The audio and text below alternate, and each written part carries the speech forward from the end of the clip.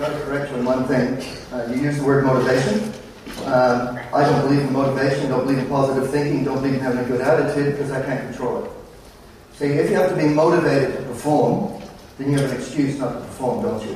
When my kids were little, they said, "Daddy, I don't feel like studying."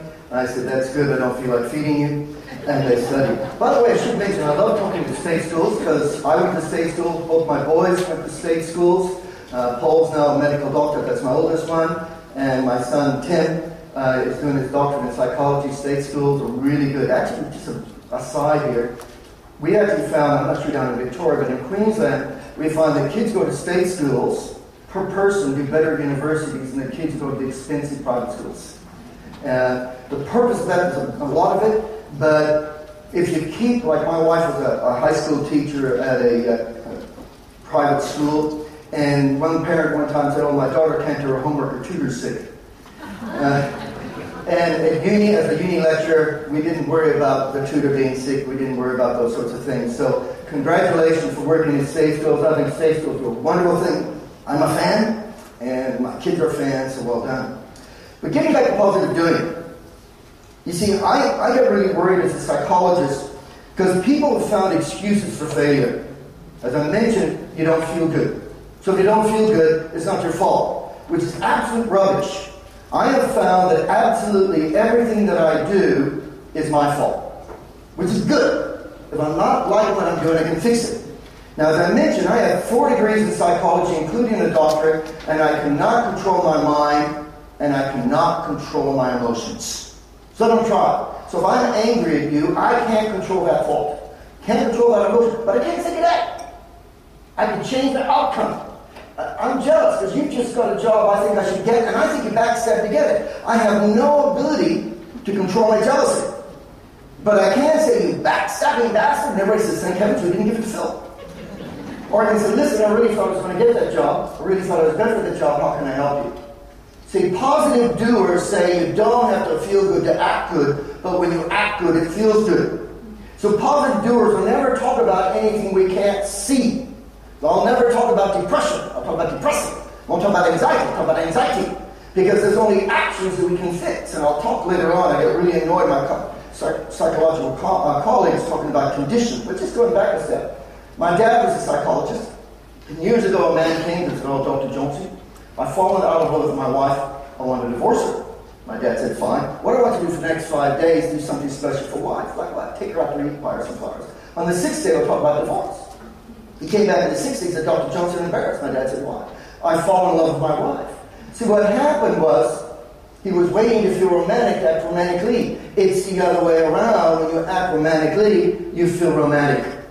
I never feel like writing. I hate it. I'm just finishing writing my 3rd book. I hate it. But I still do it. Always hate it's homework, so much so that I did it on Friday night, so it didn't ruin my weekend. See, the people who say you have to feel good to act good are stuffed up. I was coordinating psychologists at Athens. And there was a rower at Athens by the name of Sally Robbins. Remember Sally? Now, 4 times before Athens, Sally had stopped rowing because she got nervous. So the psychologists stuffed her up. They helped her by teaching her not to be nervous. Now, that's a big problem.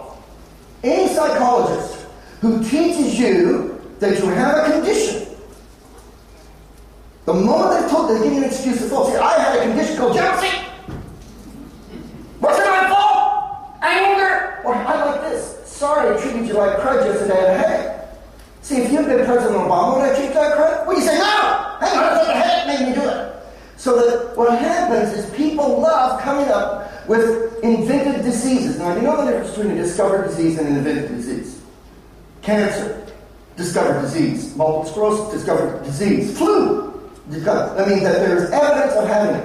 You would not go to the doctor and say, "I'm feeling cancerous," and he'd give you time off work and drugs. But there are many discovered invented disease. For example, in 1986, Psychiatric Conference of the United States, they said, let's invent a disease. Let's call it ADD, Attention Deficit Disorder. It didn't exist before then. It's amazing. Before then, it was called hyperactivity. Anyway, they said, now, if we can find out that somebody has this invented disease called ADD, we can give him drugs.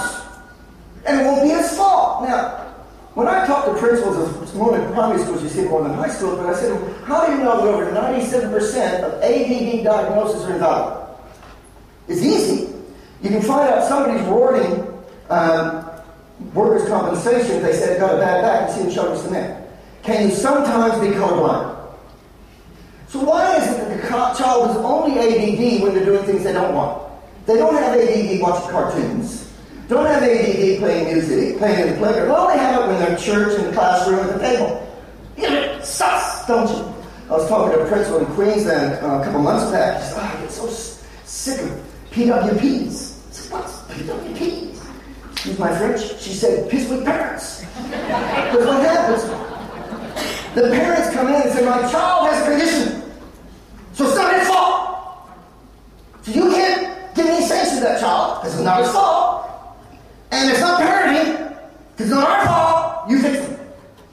Whereas in fact, once you understand that everything we do is our fault and our brain will give us pain. So when I was acting angrily, jealously, headachy, it didn't feel good. When I treated people with dignity, it did feel good. So let's go back to Sally. Sally had a condition they called anxiety. Okay? Anybody ever seen one? What color is it? How much does it weigh? Okay, remember, you can't see it. I never talk about it. I never talk about those things. Anyway, they gave her what's called an if only message. Now, I talk a lot about winners and losers, and innocent and guilty. See, winners and innocent people always incriminate themselves and talk about the future. Losers and guilty people always exonerate themselves and talk about the past. The footy player, it's not my fault to drop the ball, it was raining. Loser. The winner said, since I dropped the ball in the rain, and in fact, it's wet football, so next time it rains, I can fix it. If I say you should be sitting in that chair, if you're innocent, what do you instantly do? Act guilty and move. But if you're guilty, it's not my fault, she said I can sit here. So what we find is that when people say it's not their fault, they don't want to tell me that because I'm going to believe them. Australian baseball coach John Deagle, one time his son said to him, oh, Daddy, I couldn't catch the ball, sun got my eyes. I really appreciate that, son. I want to play on cloudy days. Hey, coach, it's not my fault. That referee needed a rule book in Braille. I appreciate that. We'll only play when a perfect referee. See, what's happened is if I give you an excuse, you're saying I can't fix it. So what's happened is people give the phony, but the words that follow phony are never true. So I would not say if only I was in Melbourne, I want to talk to you guys.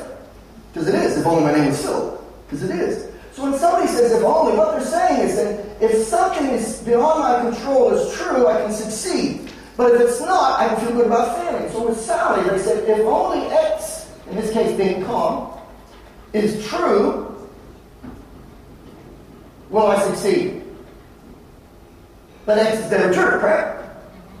So they taught her to visualize, focus, image, breathe, all the things that don't work in the sport. Because they said to her, you cannot row if you're nervous. What are the odds of 3 billion people not being nervous? See, I work with elite teams, I work with world champions. You know, you do get nervous, don't you? So the moment you say it's not your fault, you're stuck. Her teammates begged her to pull out the night before. Sally, pull out, Lois, pull out. And they're oh no, I'm going to get nervous. I can visualize, focus, breathe. She got nervous. Now, if you or I were rowing in that race and you broke your wrist, what would you say to your teammates? It wasn't your fault. Afterwards, sorry I let you down. But Sally said, it's not my fault. I got nervous. Now, I can't blame her saying that because the psychologist has taught her that.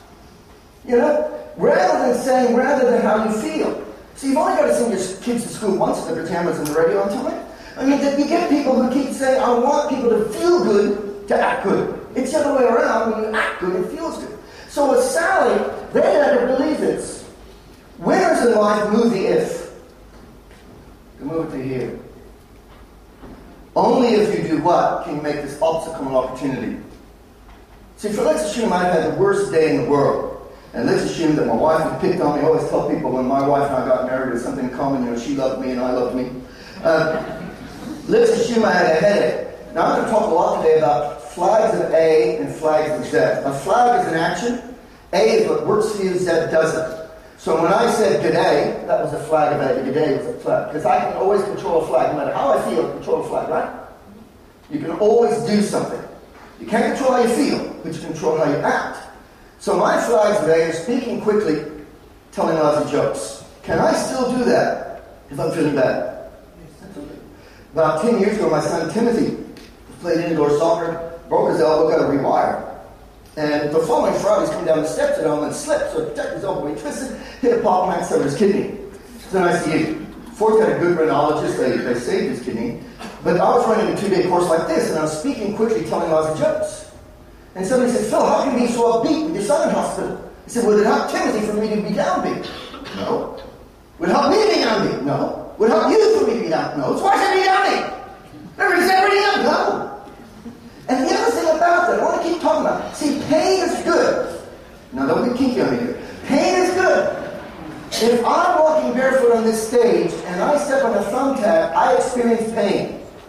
What the pain is telling me that what I am doing is not working, which is good, because that means I stop doing it. All right? Whereas if I had leprosy, couldn't feel it, wouldn't be good. Now, when people have emotional pain, say, I got a problem here. Physical pain, doctors understand. You go to a doctor and say, doctor, my knee's sore. He'll actually twist it down. It's good, because he's now saying the pain's telling him that there's a dysfunction in my knee. He won't merely give me morphine and tell me to keep off my knee for weeks. He said, well, we might need an ibuprofen, inflammation, we might need to give some physical, might need a scope. But the goal is, after he's finished, drug-free, pain-free movement. So when I have jealously, headachely, angrily, any of the emotions, I get pain. So if you've got a teenager who's sulking in a room, it doesn't feel good. When she finally gets out of the room, it feels better.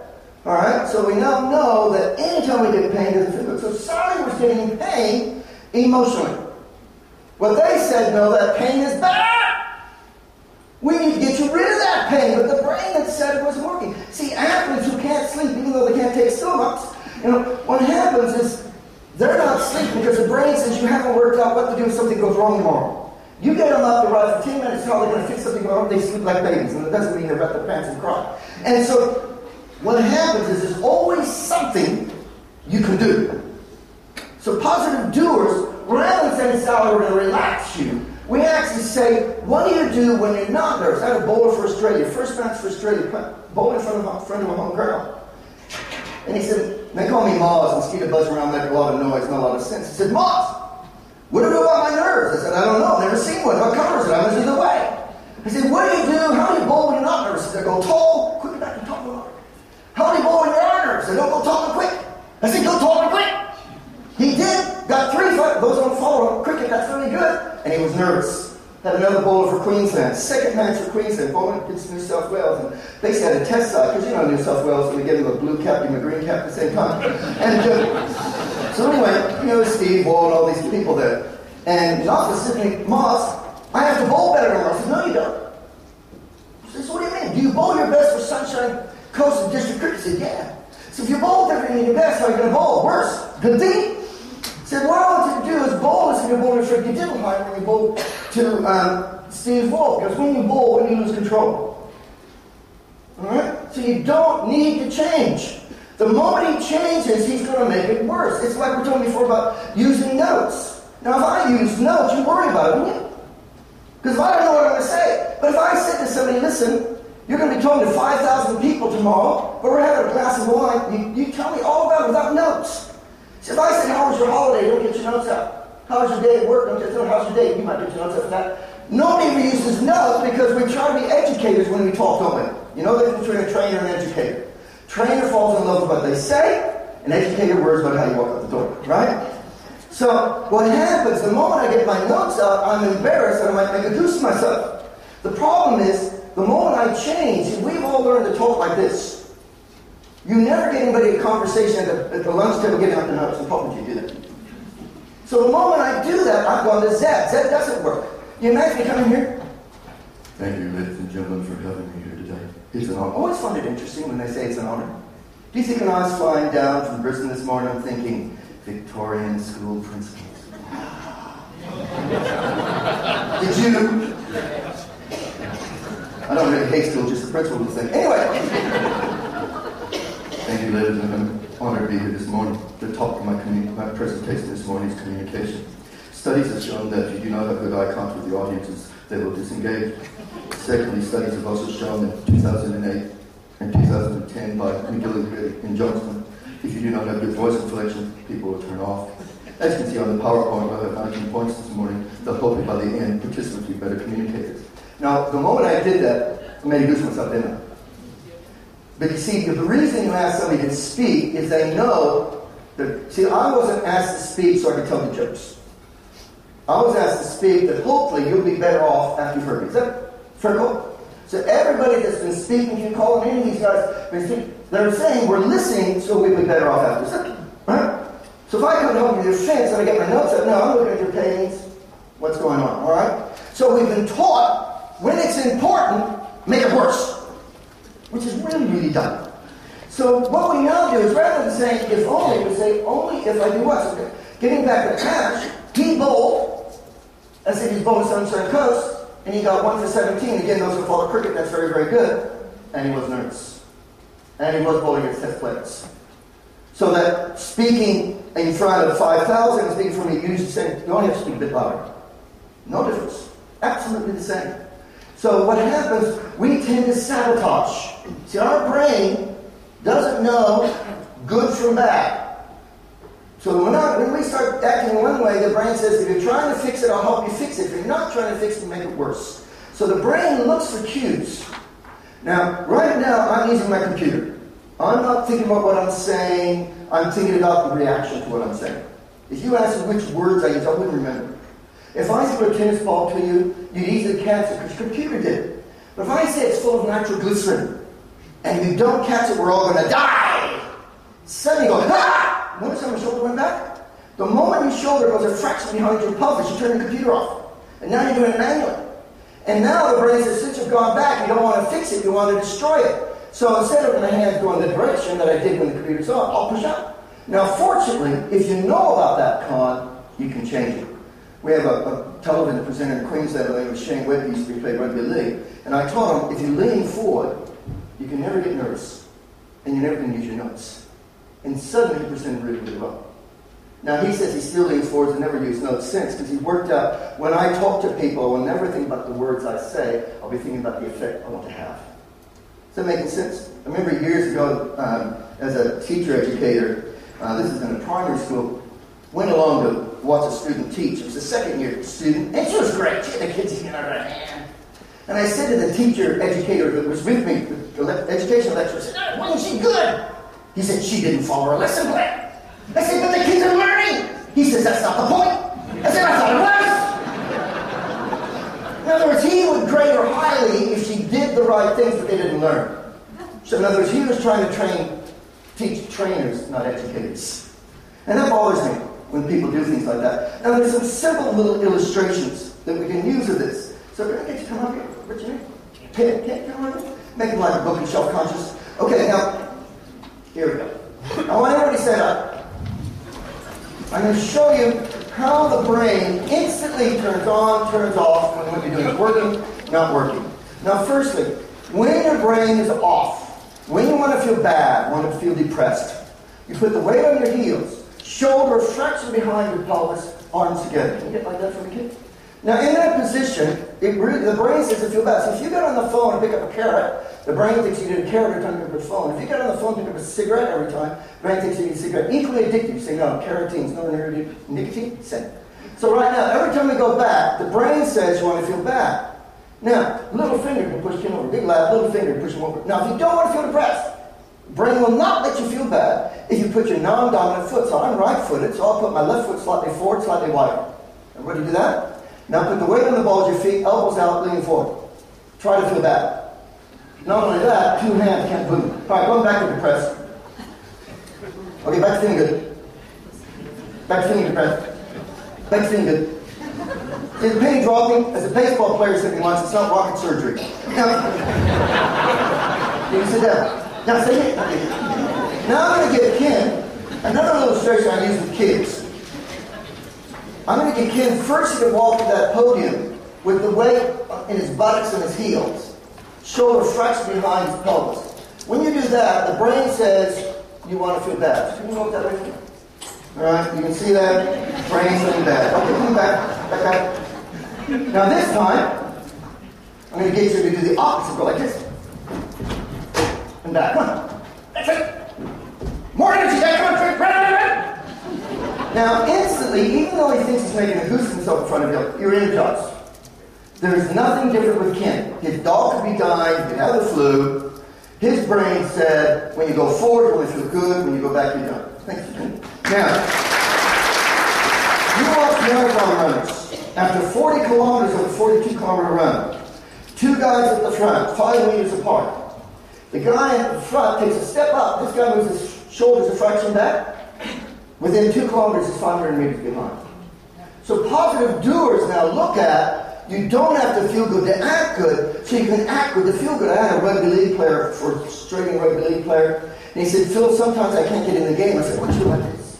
He said, Phil, I would do that. I look like a goose. I said, mate, what should you do? Rather score tries, which is scoring points in rugby league, and look like a goose, or not score tries and not look like a goose. And this is a true story. You know what he said? Honk, honk. I mean, it works. Brad Hogg, I told him, mate, when you bowl and you look serious, you never bowl well. Stick your tongue out. People said, why do you always stick your tongue out? I said, when I don't stick my tongue out, both for Western Australia, I do stick my tongue out both for Australia. I had a 13-year-old girl come to me. I said, why are you here? She said, oh, I get really nervous. I said, what's wrong with that? What do you mean? Are you competitive? Yeah. Do you like losing? No. What's wrong with being nervous? I thought, well, that's not good. I said, when you run, it's a track and field run, when you run, well, and what do you do in the car going to the track? And you don't fall, oh, I talk a lot of rubbish. Well, when you get in the car, when you end up on, what do you do? I'm quiet. Okay. And when you get to the track, when you run while don't have fun, what do you do? I run around and talk to people. When you end up vomiting, what do you do? I'm quiet. So see, you got this straight. When you talk rubbish, run around, you run well, don't vomit. When you're quiet and don't run around, you don't run around, you vomit. What do you think you do tomorrow? She said, talk around. She broke 3 Queensland records. See, I see people once and they get better. You come to me with anxiety, depression, and any of these things once, you're going to get better. I don't want to see it twice. I'm not going to talk to you about your internal problems, because what happens, that girl, how do you think it felt when she was being quiet? Love. I had a racing car. I said, oh, I was racing really bad over in Beijing because I got nervous. I said, what did you change? Now let's go through this. There's only 4 reasons, only 4, why we fail. Number 1, we don't know what to do. So if I come to your school and you haven't told me what to do, you can't blame for not knowing, right? But even if I give a bad instruction, say, listen, I want you to deliver something to my house, and I call that a bad instruction. A bad instruction is where you give an instruction where the person doesn't have the wherewithal to do it, right? I never told you where I live. Now, if you're innocent, you say, Phil, where do you live? If you're guilty, I say, you never delivered, you never told me where you lived. All right? So when I was angry, did I know what dignity was? When I was jealous, did I know what dignity was? When I had a headache, did I know what dignity was? All right? So we understood that. Okay. The second reason is how.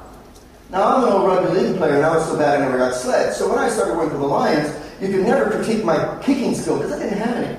The Lions used to love giving me a ball down here to kick, because Victorian thought it was biomechanically impossible to kick these badly as I kick. Okay? So, but when I was angry, jealous, headachy, did I know how to treat them with dignity? I did, didn't I? The next one is the ability. Now, I've been to 3 Olympics, multiple world championships. You would never put me in your team.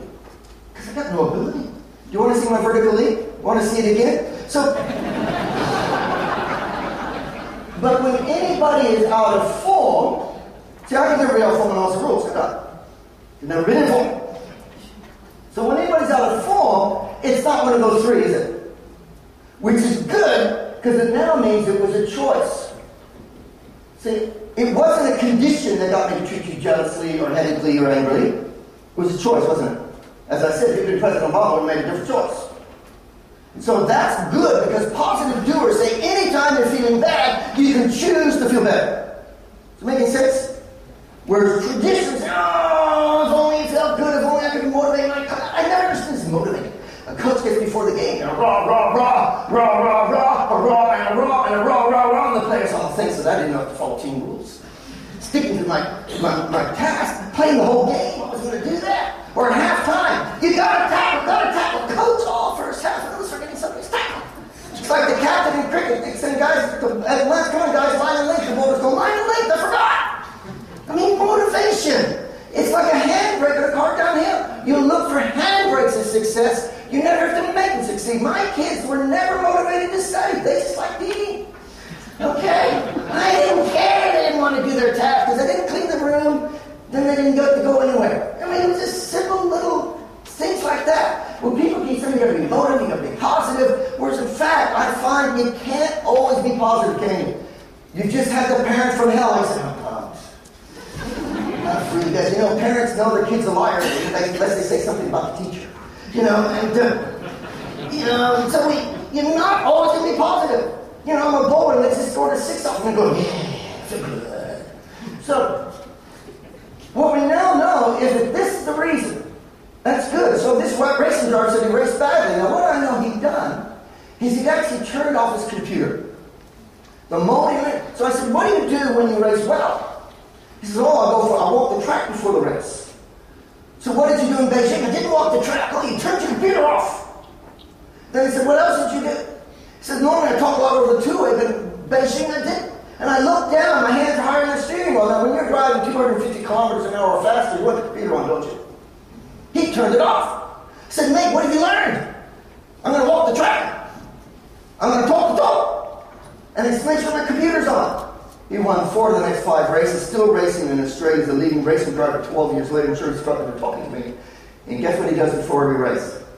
Walks the track. Denny Martin told me that I helped him get in the test. I said, maybe you're in the test side before I got there. He said, no. I found out from you that when I walked out to the middle, my computer was on. When I walk like this, my computer is off.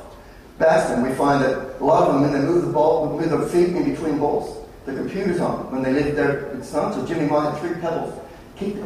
Batsman, the only time they practice a shot when they're batting badly. So guess what we don't let a batsman do? Practice a shot. So you want to leave your computer on. The moment you got papers out in front of you, notice it's the embryonic position. So when you get the embryonic position, feel bad. So for example, everybody in your chair now, get in the embryonic position. All right? Shoulder scrunch. That feels bad. Now all you do is put your arm down and foot out, go like this. It's like a all the names go back, back finger. It's like that. Instant. See, I found out I like feeling good. So speaking quickly, telling bad jokes, moving my arms, I feel good. You may not, doesn't bother me, I feel good. And I've actually found that when I treat other people with dignity, it feels good. Everybody thinks I'm so noble and moral. No, I like feeling good.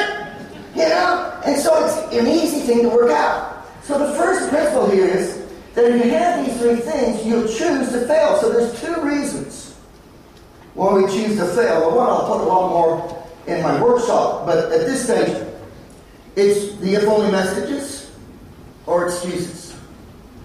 In other words, it's not my fault, I've been feeling down. So I go to the doctor and say, doctor, I've been depressing. He thinks, oh no, you mean depression. So he said, Phil, we'll give you time off work. Hang on, that's going to hurt more. Don't worry, I'll give this man antidepressants so he can't feel it. Had a woman bring me up a few years ago, and she said, oh Phil, I'm so depressed. Can't get out of bed, what should I do? And I said, get out of bed. This is not hard, is it? Then she felt better.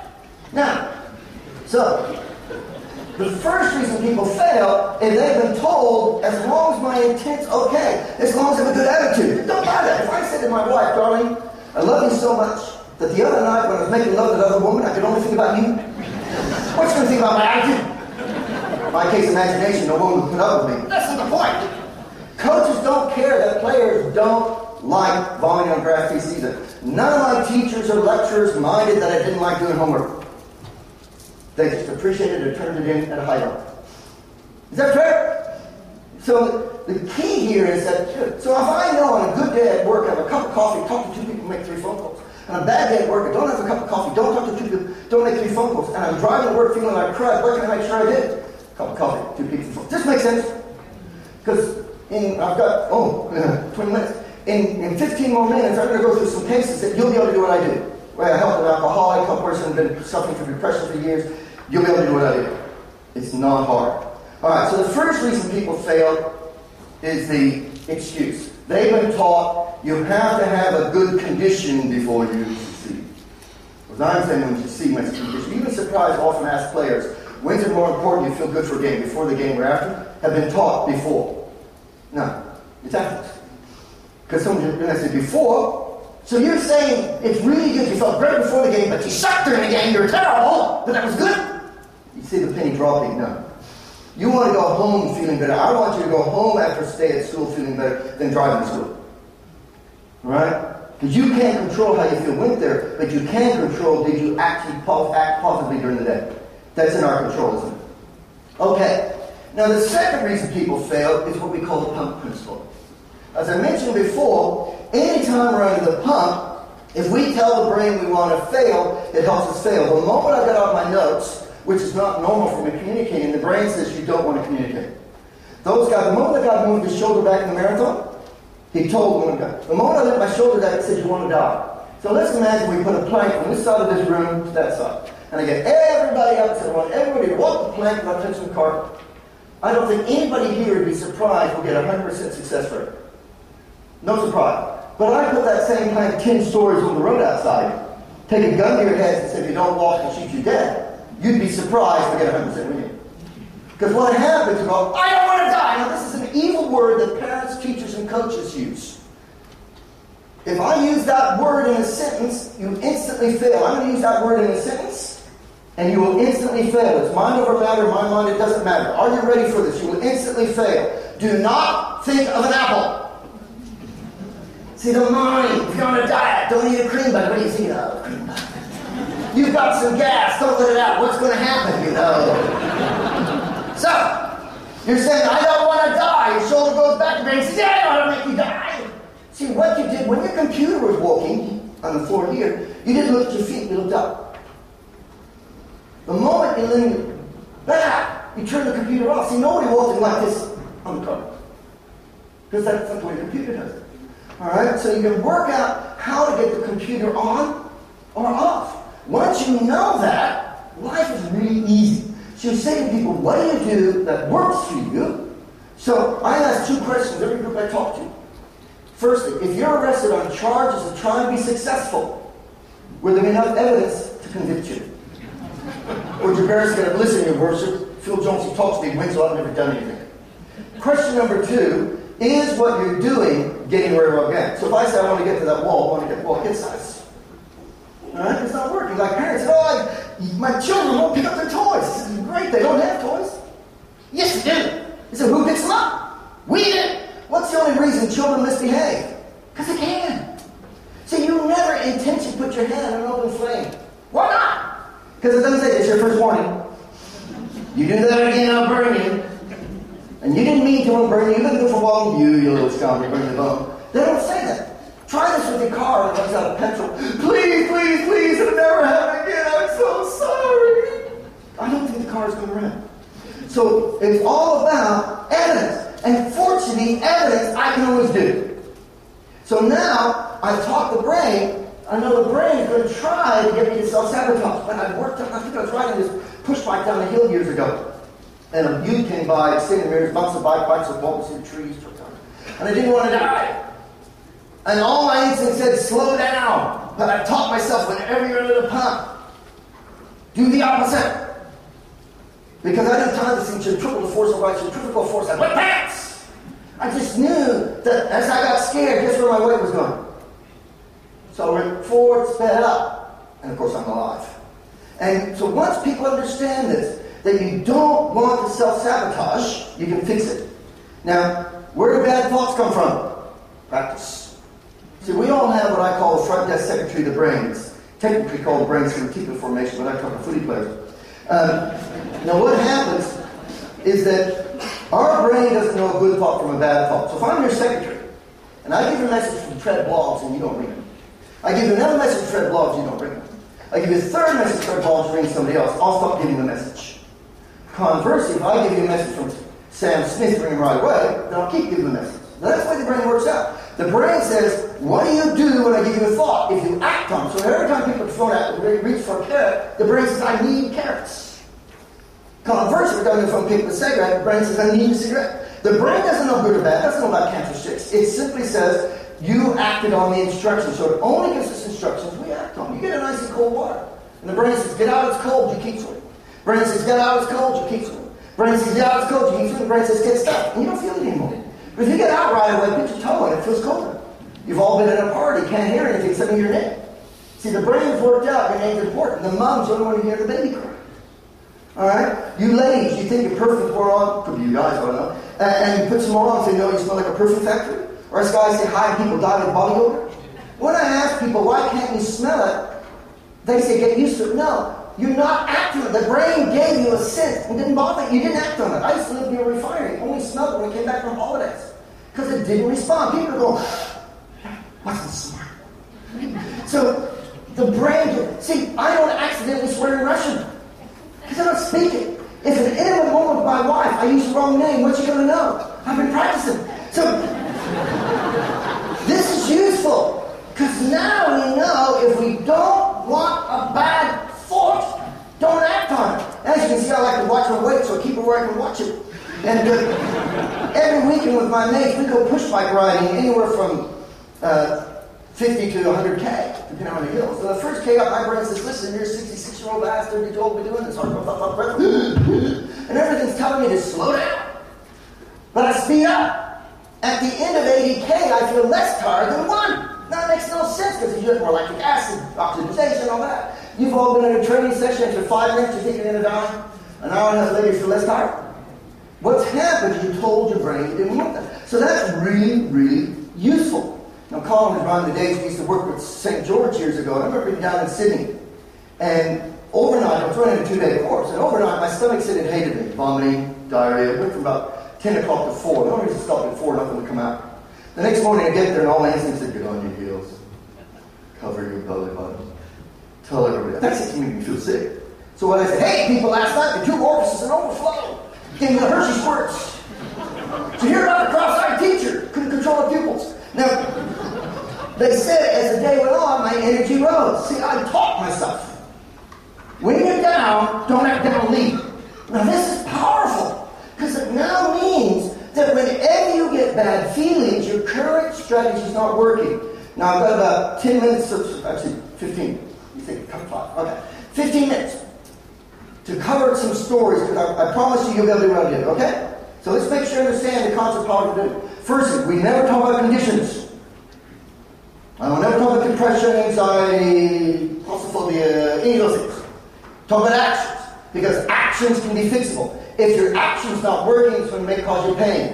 And the moment you start getting pain, you're actually going to make it worse because you want to self-sabotage. You understand the principles?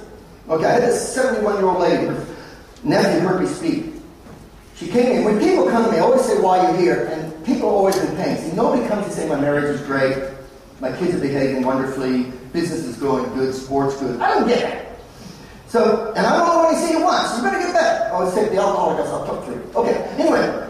So I said to this lady, why are you here? She said, oh, I'm so lonely. My husband died 6 years ago. She started with an phone message, didn't she? If only her husband was alive, she'd be happy. What are the chances of that changing? I said to her, and then she goes on, she says, and I hate myself. I said, why do you hate yourself? She said, oh, I sleep all the time. I know I should get up, I just sleep all the time. So I said, let's see if I got this straight. The way you're fixing it is that when you're lonely, is you don't go out and don't see anybody. I told her about this 11-year-old kid came to me one time. I said to him, why are you here? He says, oh, I get angry on the tennis court. Really? Why do you get angry on the tennis court? Because I'm playing badly. Okay, so how do you play when you get angry? Worse. See, we got this straight. Some real slow with people. See, we got this straight. The way you fix it when you're playing bad, you play worse. He says, you don't understand. You're right. Sounds stupid to me. He said, how do you lean when you're playing well? I wasn't aware of it. In sports, you always lean toward the object when you feel good. So I'm leaning towards you. Just natural. That's what you do. If you see a love person at the airport and you say hi and they go hi, you know something's wrong. You expect to lean forward. Anyway, I came around, so I leaned towards the net when I serve return one. I said, how do you serve and return? Where do you lean when you get angry? Towards the back corner. How do you serve and return and lean towards the back? So what do you think we should do next time we get angry? I said, lean forward. Hello. He's now on elite teams 5 years here. I remember saying, Bernard Tommy. I said, Tommy, why do you throw your rackets? I don't get angry. He said, what's your point? Like the next point if you get angry. I said, Tommy, Bernie, what do you think when your opponent throws his racket down? I love it. You didn't get the point. Why would you do things make your opponent better and you play back? It's like whenever he goes get angry. Remember John Brown years ago? They said, oh, he has an anger problem. Lee Matthews, can you help with anger? I said, no, I hope not respond. Now, in all the rules, you can't get in trouble if you keep your hands above your shoulders and wide. Okay, it's impossible. So I said to Mick, what's legal when you get angry? So I don't know. Anyway, we talked it through the very next game. Something happened, a typical good Victorian country boy gets angry, and he grabs Chris Scott. And Chris says, I'm your teammate. He says, yeah, I know, but it's legal. He has, ever since, he has not once been suspended for anything. And he still gets angry. And that's 10 years ago, if not more. My point about it is, for a football player, can he control getting angry? Absolutely not. Can he control acting angrily? Absolutely. So Barry Hall, done. 15 to 50 minutes. But he said, I was angry, I was out of control. No, he was choosing. I don't care how down you could feel. Let's assume you're really, really depressed right now, and there's a fire tomorrow. I could count us to save my life. Well, I'll just sit here. You'll move. All right? So what happens, we find no matter what the emotion we have, there's always a concurrent reaction that can either make it better or worse. So I said to this sister-in-law lady, I said, what did you used to do when you're happy? So, I used to bingo all the time. You need me for my husband? Yeah, I used to bingo. And when you weren't sleeping all the time, I had a rose garden. It was the best rose garden. Really? So let's get this straight. When you go to bingo rose garden, you're happy. When you don't go to bingo, don't go to rose garden, you're unhappy. What do you think you should do tomorrow? And at home, my study's downstairs. She's going up. She's actually feeling better. No different. A month later, her nephew said, what did you do to my auntie? She's totally invigorated. She's a new lady. So what do you mean? She's at bingo all the time in the rose garden. Now, what I did, could you do? You understand the point? So you don't need a doctorate in psychology. You need just to know that whenever the brain is giving you pain, your current strategy is not working, and you have the ability, and whether you're religious or not doesn't matter, there's a Bible verse that says there's no situation given us in life that is too difficult for us to handle, that within that situation, we always have the resources to deal with it. In other words, if I come down with cancer, that's not my fault, but I can have a way to do well with it or badly with it. When Timothy got injured, we do well with it, badly with it. Not my fault!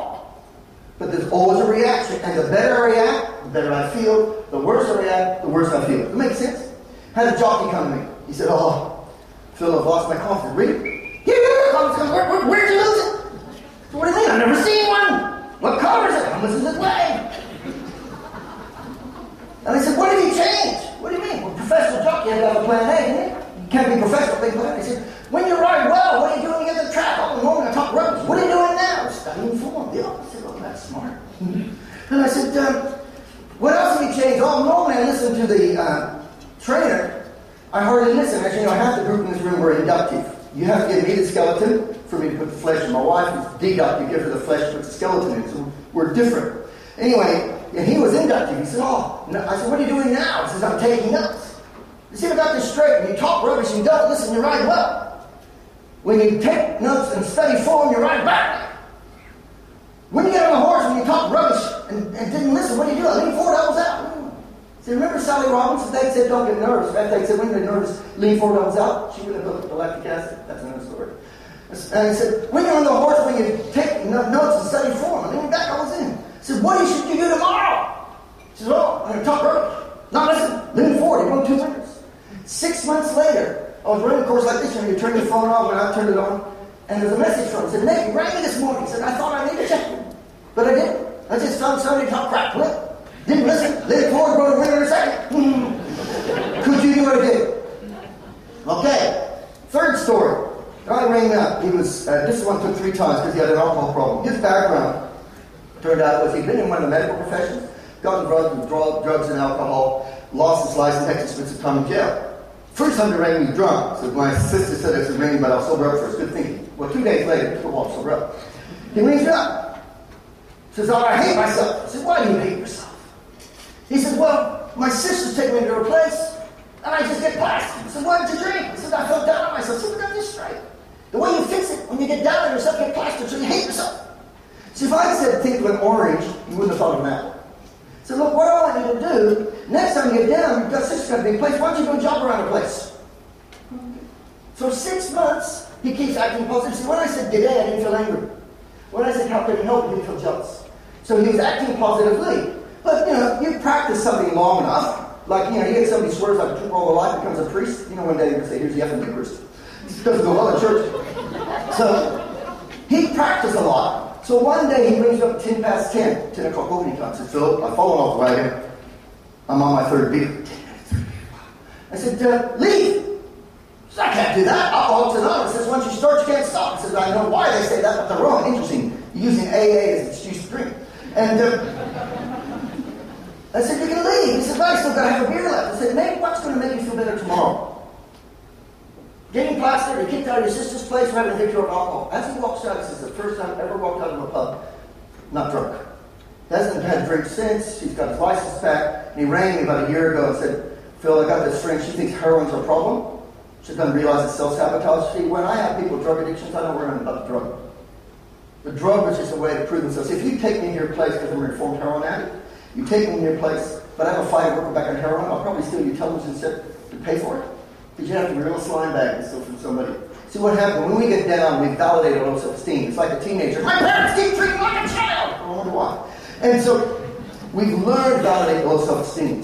Now what I did for the alcoholic, could you do? Can you see this? Not hard.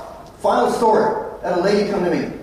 When she was 5, came to Brisbane the first time, got in a lift. Never seen a lift because it's a country town. Got scared. The brain said, you want to be scared of lifts? She didn't know that said what. She said yes. 45 years later, she can't get in a lift go more than 3 floors.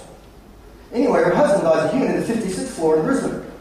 She comes to me and said, what can I do with my claustrophobia? I said, what color is it? How much is it weigh? Now, fortunately, she didn't have a condition of claustrophobia. She had a habit of practicing claustrophobic leading. So I said, what I want you to do, and she did this all by herself, I just told her about it. Get in the lift, put your right foot, because she's a lefty, right foot forward, say, I'm more scared than hell. You need to embrace your pain.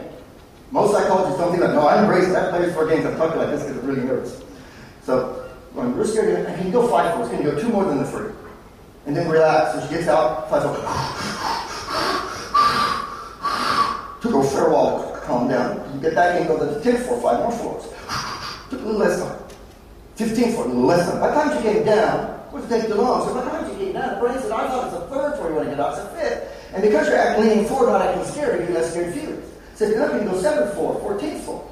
Then the brain said, I thought it's a 5th, it's a 7th. And you acted less scared, you get less scared feelings. Then we're at 1428. Took 2 hours to go up and down. She's never had a problem since. Because she worked out, she didn't have to get her mind right to get her actions right, to get her actions right. Now what I did for her, could you do? So the concept of the power of positive doing is absolutely everything we do is our fault. Now, what I'll be talking, we don't have time today, but it's not my fault, is that when people say it's not their fault, so for example, let's assume that I work for this mining company driving fast in the pit. So driving fast in the pit, oh, I was behind it under pressure. I'll believe him, always believe excuses. I really appreciate your honesty, because you see, IR worldwide, if you ever admit you can't fulfill a genuine occupational requirement, you self-dismiss. If you hire me as an IT consultant, I tell you I know nothing about computers, self-dismiss. You hire me as a mechanic, I know nothing about motors, self-dismiss. So I'm saying, look, I really appreciate it, because when he gave an excuse, he said it wasn't a choice, right? So he's saying he doesn't have the ability, when behind and under pressure, to stop himself from being a threat to himself and his workmates. Workplace health and safety. He says, I can go to jail and go down to the victim. Because he will be behind under pressure. See, when you use an excuse, you're trying to protect your past. As a manager, teacher, coach, or parent, am I ever trying to change the past? It's all about the future. Because I believe everything you do is your choice, you're going to change your story very quickly. Actually, could have done it better. So the power of positive doing is don't get caught up when people say, if only I didn't have a condition. If only I came from a better socioeconomic. I used to teach social psychology. And I had this textbook one time that in the United States, over 85% of criminals come from high-density, low-economic housing. Made it look like a cause.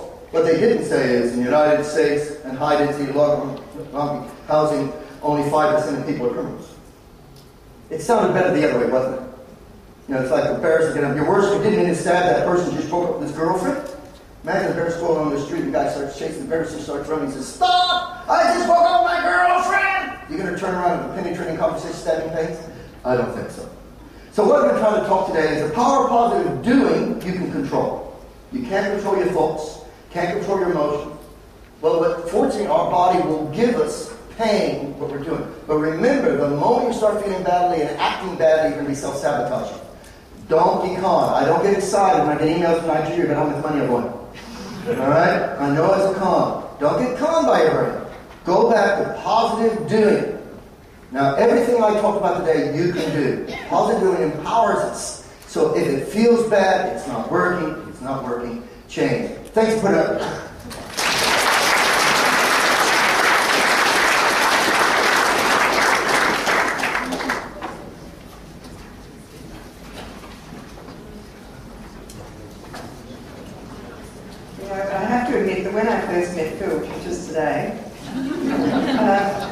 I thought, oh, keynote speaker, he seems very quiet and retiring. Well, talk about the kind of positive doing.